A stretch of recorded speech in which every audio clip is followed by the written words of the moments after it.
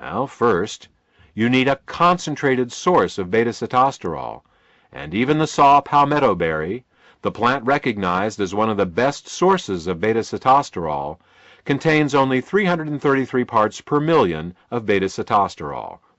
To get 1 gram of beta-sitosterol from saw palmetto, you would need to have over 6.5 pounds of saw palmetto berries. Furthermore, beta-sitosterol is very poorly absorbed orally. Less than 5% of what you take by mouth makes its way into the bloodstream, and then even less gets to the prostate itself.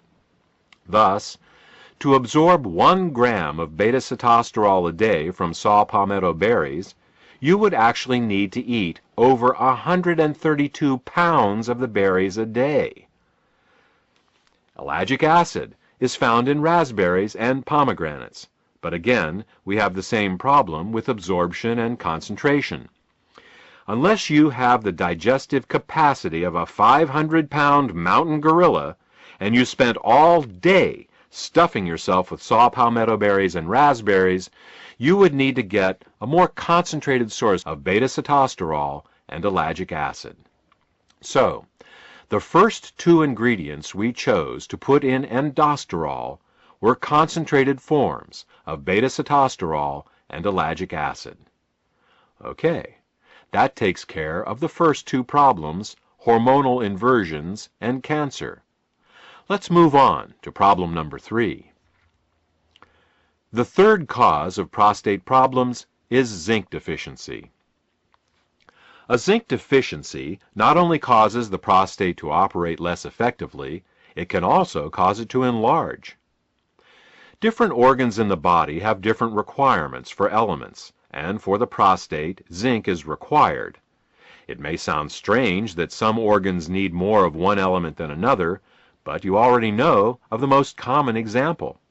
It's called goiter. While the younger generation may not be as familiar with this, the older generation will be. Goiter is an enlargement of the thyroid gland in the neck due to insufficient iodine in the diet. Iodine is a heavy element, and rain typically washes it out of mountainous soil into the rivers and eventually into the sea. People living near the oceans who eat fish get all the iodine they need, but people who live in the mountains often become iodine deficient and can develop goiter. Of course, this isn't seen much anymore in developed countries where iodine is added to table salt, but it demonstrates the point. Individual organs, or glands, have specific mineral requirements, and when they don't get what they need, they malfunction and can enlarge. Thus, prostate enlargement can be considered prostate goiter. Unfortunately, zinc is not added to table salt like iodine is.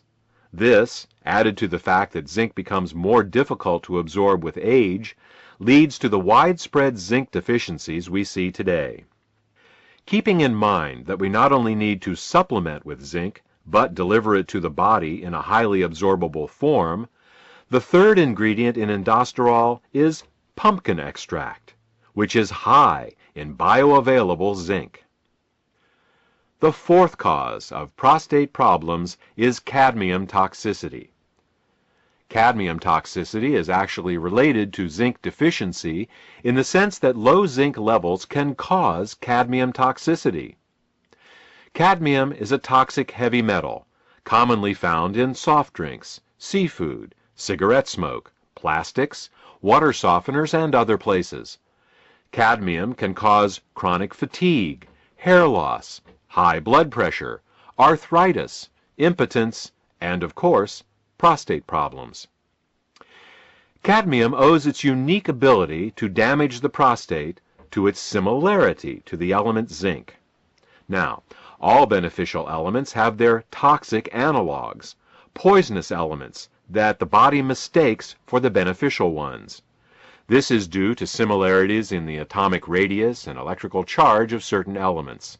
Thus, the body mistakes aluminum for magnesium, lead for calcium, mercury for selenium, and cadmium for zinc.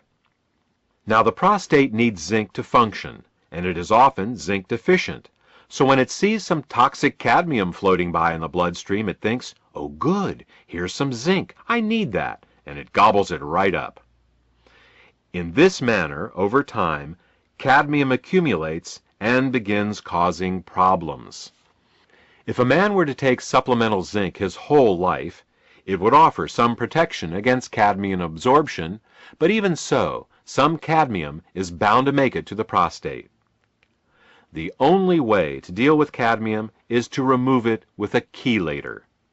A chelator is an ingredient that has a very strong attraction to a particular element. If the attraction it has is stronger than the attraction the body has for that element, the chelator can pull that element out from the body. The safest and most effective cadmium chelator is called EDTA. EDTA is an amino acid that has a 50-year history of removing toxic metals like cadmium from the body.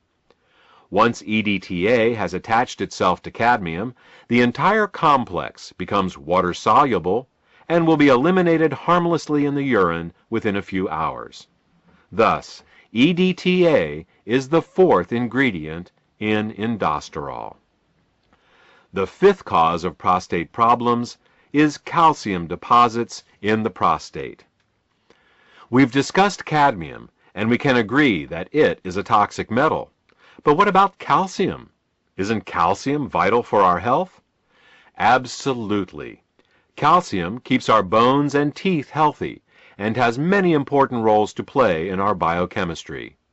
What is not commonly known is that as we age, calcium migrates from the bones and teeth, where it belongs, into the soft tissues and organs of the body. When calcium does this, it turns from a beneficial mineral into a pathological one. When calcium moves into the kidneys, we get kidney stones. When it deposits in the gallbladder, we get gallstones. When calcium migrates into the arteries, we get arteriosclerosis and atherosclerosis. When calcium gets into the joints, we get arthritis. And when calcium gets into the prostate, we get prostatic calculi, also known as prostate stones. In addition to being a gland, the prostate is also a small pump, and like any pump, it needs to be free of debris to function properly.